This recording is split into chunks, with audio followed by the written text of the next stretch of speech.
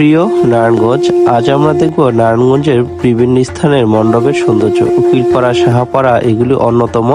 আমরা এই মণ্ডপগুলো ঘুরে ঘুরে দেখব এবং কে কার থেকে বেশি গর্জিয়াস সেটাই এখানে দেখাবো আপনাদের।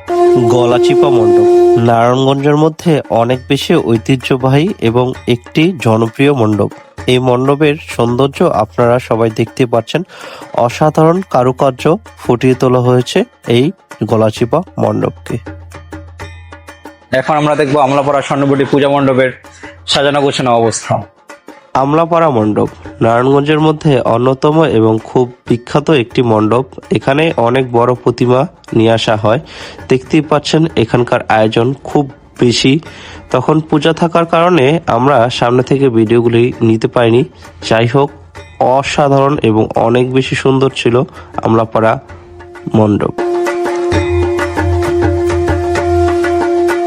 আমরা এখন চলে এসেছি উকিলপাড়া মণ্ডপে।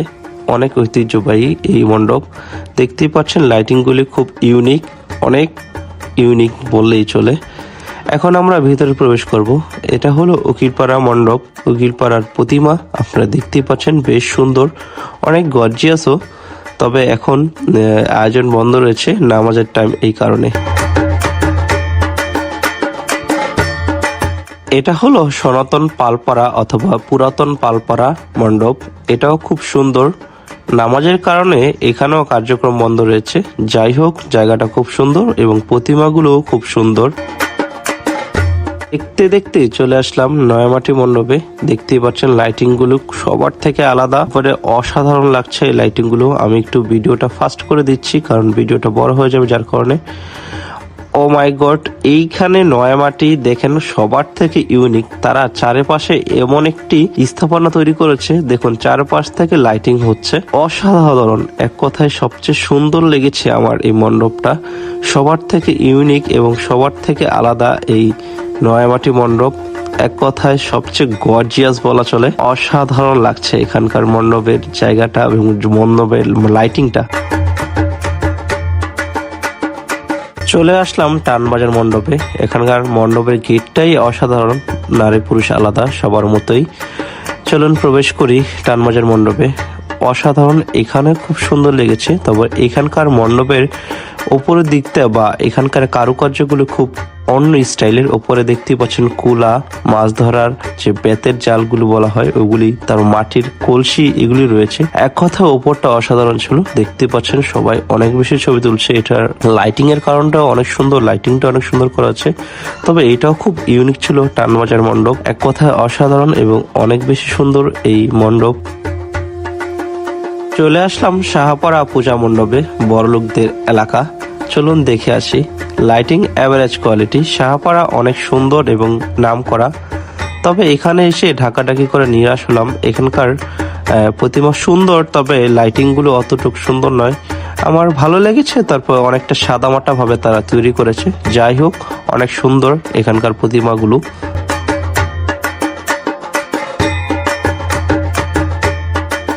এটা হলো নগর খানপুরের মণ্ডপ। এই মণ্ডপটিও খুব সুন্দর, তবে এখানে আর বেশি ভিডিও করা হয়নি। চলুন পরবর্তী মণ্ডপে আমরা চলে যাই। বহুল প্রত্যাশিত এবং ঐতিহ্যবাহী দেবক আখড়া চলে যাচ্ছি। লাইটিং দেখতেই পাচ্ছেন। এখানে এসে অসাধারণ লেগেছে আমার, খুব বড় এবং দেখতেই পাচ্ছেন খুব অসাধারণ। লাইটিং কম হলেও এখানকার সাজসজ্জা ছিল খুব এ ক্লাস লেভেলের। দেখতেই পাচ্ছেন আপনারা সবাই। এই মণ্ডপটা অনেক সুন্দর লেগেছে এবং সবচেয়ে ইউনিক লেগেছে আমার, কারণ এখানকার লাইটিং অনেক কম হলো সাজসজ্জার মাধ্যমে এবং পরিপাটির মাধ্যমে বিষয়টা অনেক সুন্দর করে তোলা হয়েছে। তবে আয়োজনের দিক থেকে আমার নিতাইগঞ্জে মণ্ডপে সবচেয়ে সুন্দর লেগেছে। বাইরে একটি উৎসব মুখর পরিবেশের আয়োজন, খুব সুন্দর লাগছে। দেখতেই পাচ্ছেন এখানকার উৎসব মুখর পরিবেশের অবস্থা। বেশ ভিড় রয়েছে নিতাইগঞ্জ মণ্ডপে। আমরা এখন চলে এসেছি নিতাইগঞ্জ মণ্ডপে। বাইরের মানুষগুলো খুব সুন্দরভাবে তারা এখানে তাদের প্রতিমার সাথে ছবি তুলছে।